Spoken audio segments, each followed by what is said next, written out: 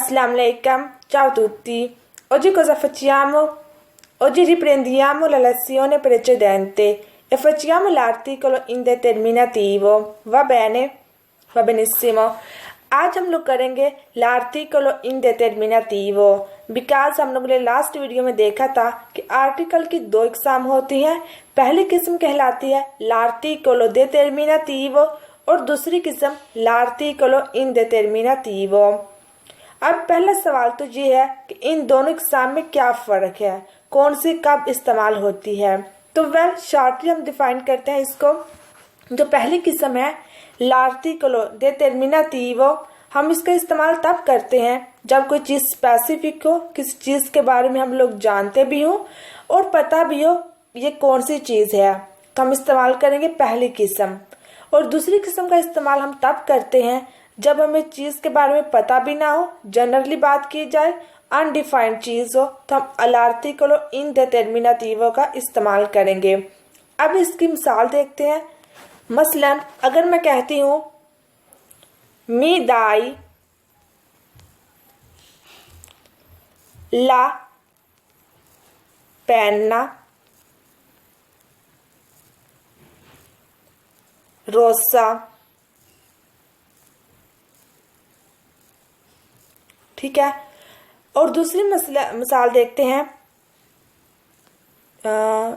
dammi una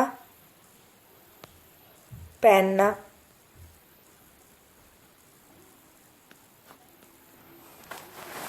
अब पहली मिसाल देखें मी dai la penna rossa। इसमें हम लोग ने कौन सा आर्टिकल इस्तेमाल किया, ला का, एंड हम जानते हैं कि ये कौन सा आर्टिकल है, l'articolo determinativo। और दूसरी मिसाल में हमने इस्तेमाल किया l'articolo indeterminativo। अब इसकी क्या वजह थी। अब मैं जब पहला जुमला बोलती हूँ मी dai la penna rossa, तो इट मीन्स इसका मतलब है मी dai मुझे दो, la penna rossa सुरख पेन। और दूसरी मिसाल में देखें dammi una penna, मुझे एक पेन दो। अब इसमें क्या समझ आती है, पहली मिसाल में हमें पता है कि कौन सा पेन मांगा जा रहा है, जबकि दूसरी मिसाल में हमें नहीं पता कौन सा पेन मांगा जा रहा है। पहली मिसाल में हम लोग ये कह सकते हैं कि चीज़ को डिफाइन किया गया है, स्पेसिफिक किया गया है कि कौन सा पेन चाहिए। और दूसरी मिसाल में वैसे ही मांगा गया है कि मुझे एक पेन दो। अब इसकी जगह सुरख पेन भी हो सकता है, नीला पेन भी, ब्लैक पेन भी, किसी भी कलर का, सिर्फ लिखने के लिए चाहिए तो कोई भी पेन दे दें। अब चूंकि डिफाइन नहीं है तो हम इस्तेमाल कर रहे हैं l'articolo indeterminativo।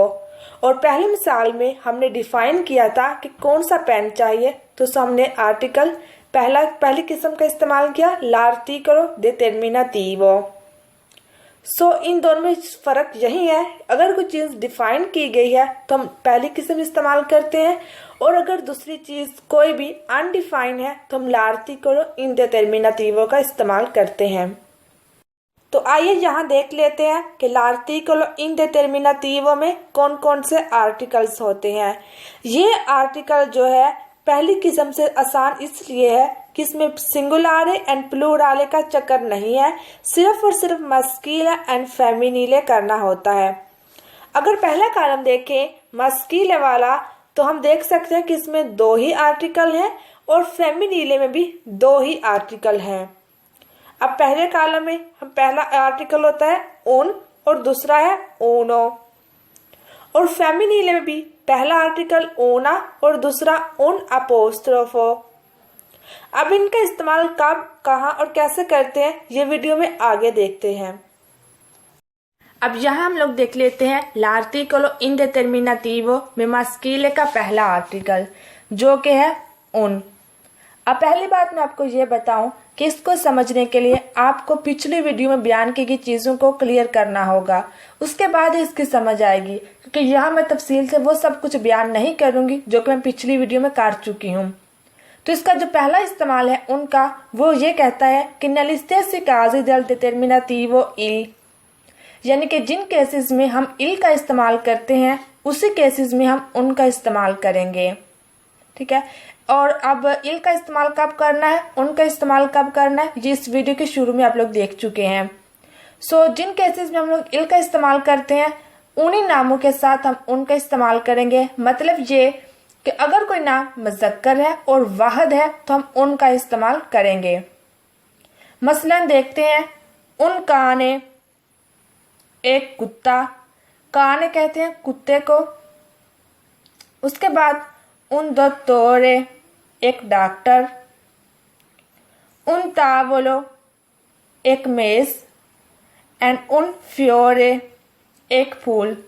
तो यहाँ हम लोग ने देखा वो तमाम नाम जो कि मुज़क्कर होते हैं और वाहिद होते हैं उनके साथ हम उनका इस्तेमाल करते हैं। लेकिन हम लोगों ने पिछली वीडियो में देखा था ऐसे नाम जो कि वावल से शुरू होते हैं उनके लिए जो हमने आर्टिकल इस्तेमाल किया था वो था एल अपोस्ट्रोफो। ठीक है, एल अपोस्ट्रोफो। लेकिन यहाँ हम अगर कोई नाम मुज़क्कर है और वावल से शुरू हो रहा है तो उसमें भी हम उनका इस्तेमाल करेंगे। यहाँ देख लें वो तमाम नाम हैं जो कि वावल से शुरू होते हैं और मुज़क्कर भी हैं, तो इनके लिए हमने उनका इस्तेमाल किया।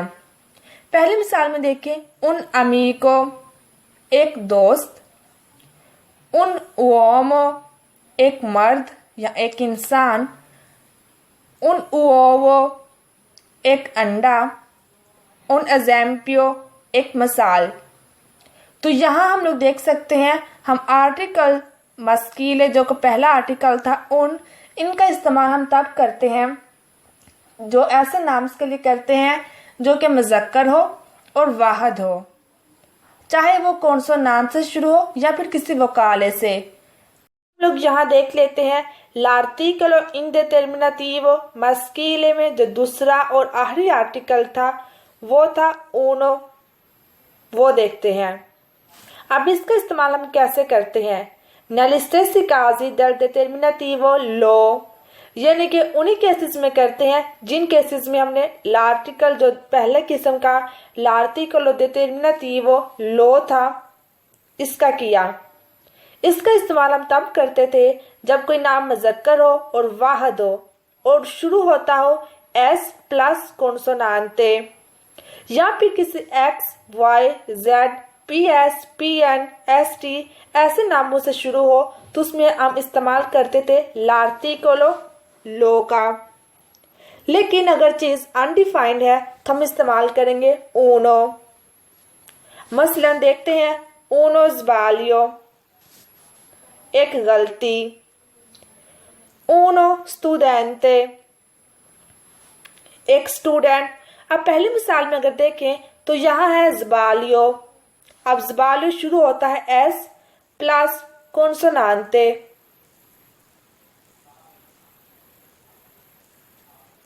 ओके, तो यह ऐसा कोई नाम जो मुज़क्कर हो और वाहिद भी हो और शुरू होता हो एस प्लस कॉन्सोनांटे तो हम आर्टिकल ओनो का इस्तेमाल करते हैं।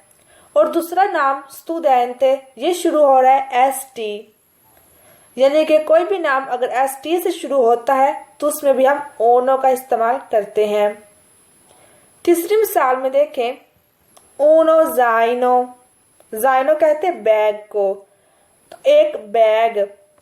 अब ये शुरू होता है जेड से और हमें याद है कि कोई नाम मुज़क्कर जेड से शुरू हो तो आर्टिकल लो का इस्तेमाल करते हैं, या फिर अगर कोई चीज़ अनडिफाइंड है तो लो की जगह ओनो इस्तेमाल करेंगे, यानी कि l'articolo determinativo की जगह l'articolo indeterminativo। और अगर कोई नाम वाई से शुरू होता तब भी हम लो का इस्तेमाल करते थे, यहाँ हम ओनो का इस्तेमाल कर सकते हैं, उनो योगा।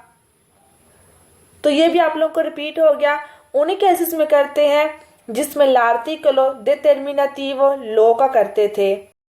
अब यहाँ देख लेते हैं l'articolo indeterminativo में फेमिनिले का पहला आर्टिकल una।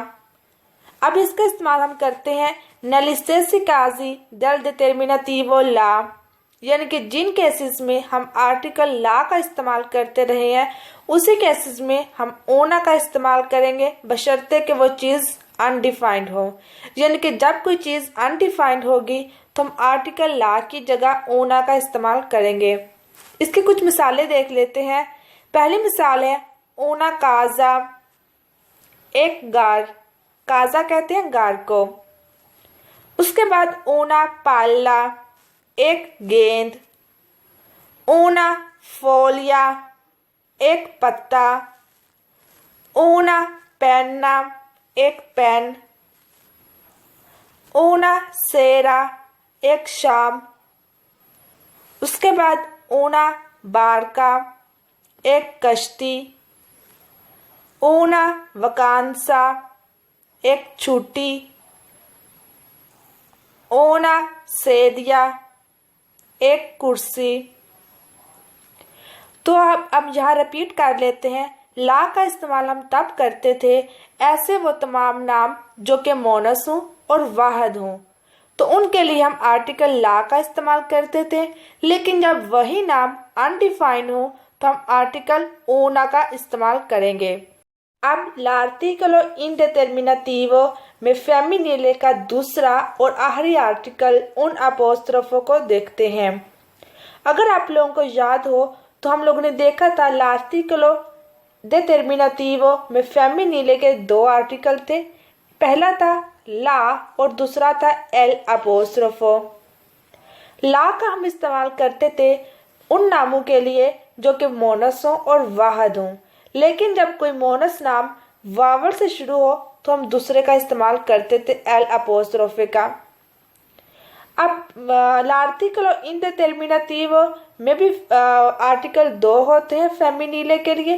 पहला ऊना जो कि रिप्लेस होता है ला से, और दूसरा उन अपोस्ट्रोफो जो कि रिप्लेस होता है एल अपोस्ट्रोफो से। ठीक है, तो अब देख लेते हैं उनका इस्तेमाल हम कब करते हैं। negli stessi casi del determinativo L apostrofo, यानी कि जिन केसेस में हम लोगों ने एल अपोस्ट्रोफो का इस्तेमाल किया उन्हीं केसेस में हम उन अपोस्ट्रोफो का इस्तेमाल करेंगे। वही का बात है, अगर कोई चीज़ या कोई नाम अनडिफाइंड है तो हम एल अपोस्ट्रोफो को रिप्लेस करेंगे उन अपोस्ट्रोफो के साथ।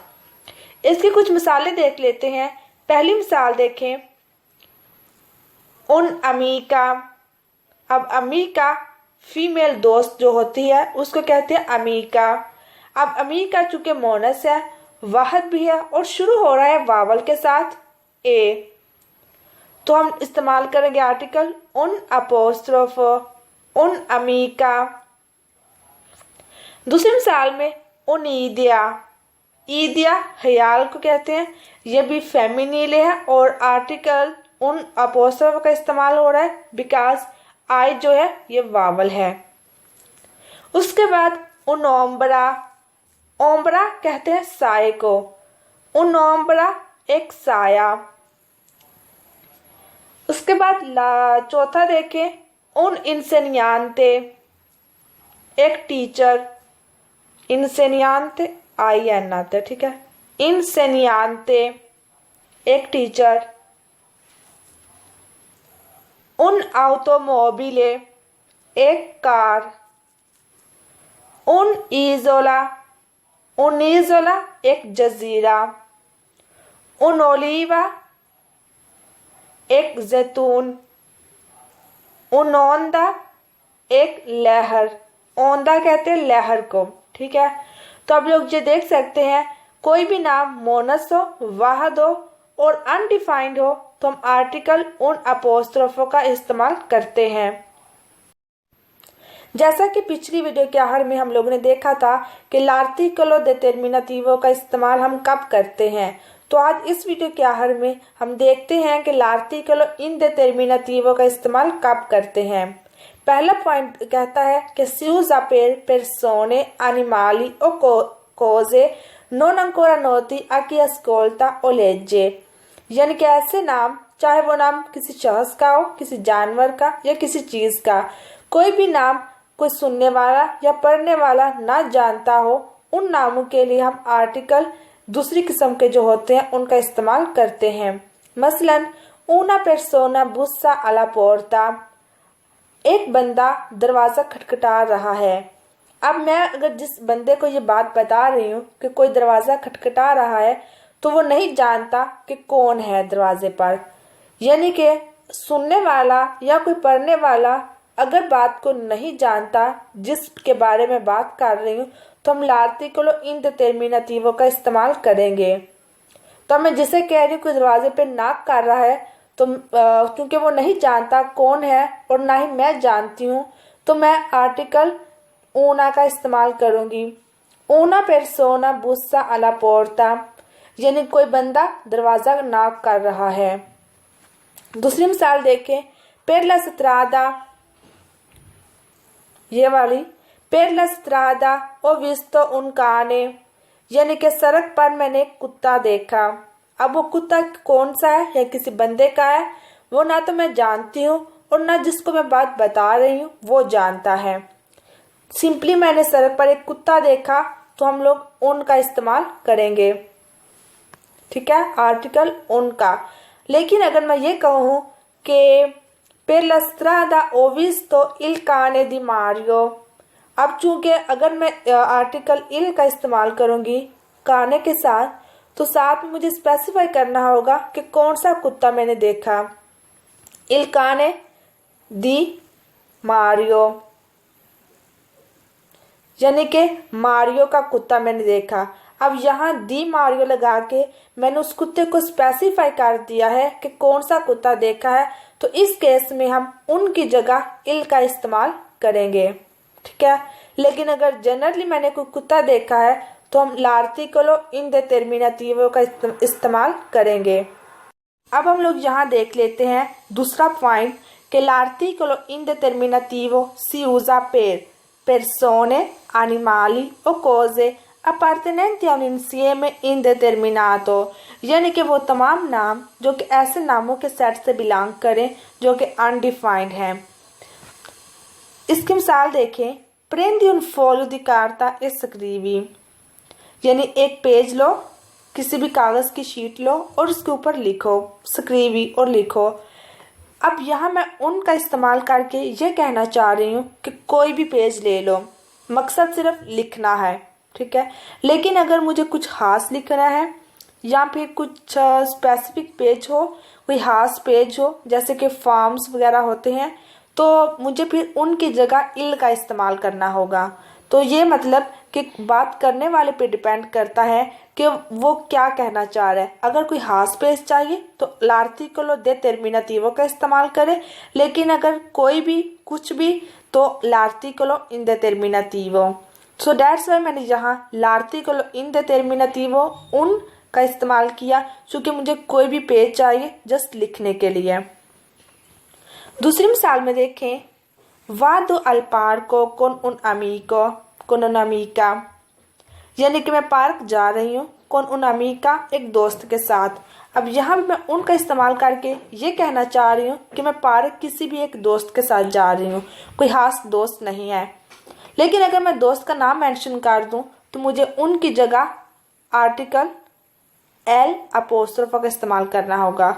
vado al parco con l'amica Maria, ठीक है, अगर मैं मारिया कह देती हूँ तो मतलब मैंने स्पेसिफाई कर दिया, डिफाइन कर दिया कि मैं पार्क किसके साथ जा रही हूँ।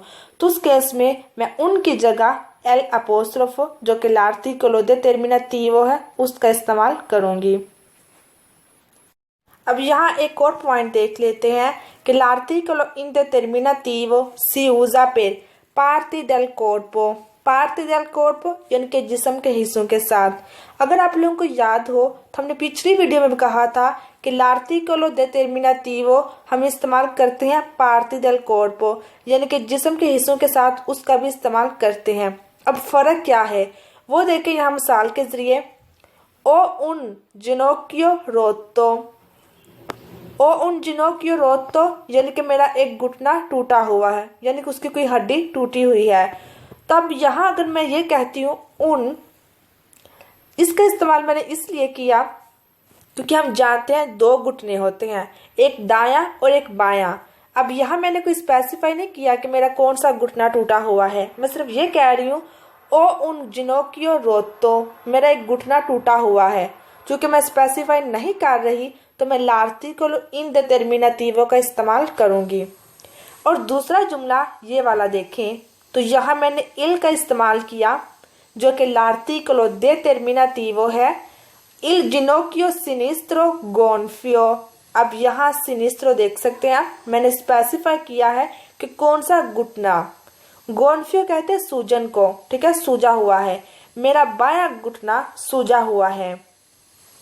तो यहाँ अगर मैं स्पेसिफाई करती हूँ कौन सा घुटना मेरा सूजा हुआ है या कौन सा घुटना मेरा खराब है, तो मैं l'articolo determinativo का इस्तेमाल करूँगी। पहला जुमला जो था ये वाला ओ un ginocchio rotto, यहाँ मैंने l'articolo indeterminativo का इस्तेमाल किया क्योंकि मैंने डिफाइन नहीं किया था कि मेरा कौन सा घुटना टूटा हुआ है। मजीद देखें मिसाल 2, Alessandro ha un dito fratturato, यहाँ तक Alessandro ha un dito fratturato यानी कि अलेक्सांद्रो जो के नाम है उसकी एक उंगली फ्रैक्चर्ड हो गया, टूटी हुई है, ठीक है। तो अब यहाँ भी मैं उनका इस्तेमाल कर रही हूँ, दीतो कहते हैं उंगली को, उनका यानी कि अब देखें एक हाथ में 4 उंगलियां हैं, अगर एक या तो हो सकते हैं दाएं हाथ की उंगली या फिर बाएं हाथ की उंगली या फिर 4 उंगलियां हैं तो कोई भी उंगली, लेकिन यहाँ मैं स्पेसिफाई नहीं कर रही कौन सी उंगली फ्रैक्चर हुई है, तो मैं l'articolo indeterminativo का इस्तेमाल कर रही हूँ उन। Alessandro ha un dito fratturato। लेकिन अगर दूसरा जुमला देखें ये वाला il dito medio fratturato यानी कि जो मिडल फिंगर है वो फ्रैक्चर हुई है, तो यहाँ अगर मैं medio लगाती हूँ यानी कि कुछ स्पेसिफाई मैंने किया है, डिफाइन किया है कि कौन से मेरी उंगली फ्रैक्चर हुई है, तो उसके लिए हम आर्टिकल जो है इल का इस्तेमाल करेंगे। तो कुछ क्लियर हुआ कि आर्टिकल जो पहली किस्म के हैं और दूसरी किस्म है इनका इस्तेमाल हम कब करते हैं। तो शॉर्टली वही है कि l'articolo determinativo का हम किसी खासियत के लिए इस्तेमाल करते हैं और जो l'articolo indeterminativo है किसी आम चीज़ के लिए जो कि डिफाइंड नहीं होती उसके लिए इस्तेमाल करते हैं। आई होप कुछ क्लियर होगा concept. Thanks for watching and अल्लाह हाफिज़।